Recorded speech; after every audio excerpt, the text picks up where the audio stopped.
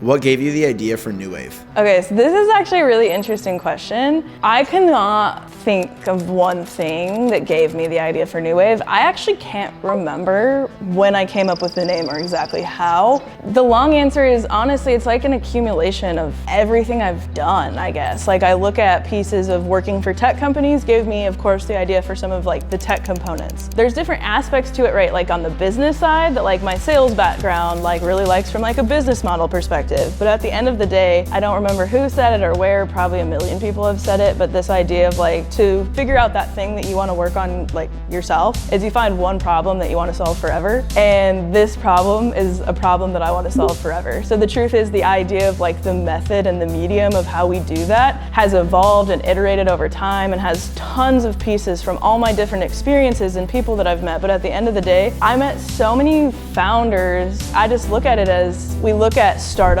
as what's your TAM, what's your ARR and revenue and all these things, when like the truth is these are people behind this thing that are doing something. So like one time I met a founder that raised $5 million and was sleeping on a park bench. It's insane to me that investors and VCs and people are okay with the fact that like the person that is spending that $5 million is sleeping on a park bench. And so I think there's all this focus on the companies, on the revenue, on all these metrics that honestly when you're a startup are fake. Like tell me somebody who's pitched your TAM or their revenue projections and been right 2 years later before they started. Those numbers are never right, but the truth is the founder has to be there to see it through. And so this idea of helping founders, A, from the people that I've met, and then B, as I started to want to become one, and even just like did some freelance consulting and stuff, like it was the same problem I was facing, and I couldn't believe how inhumane the whole process felt and how much people didn't care about the people that were like behind creating everything that we use.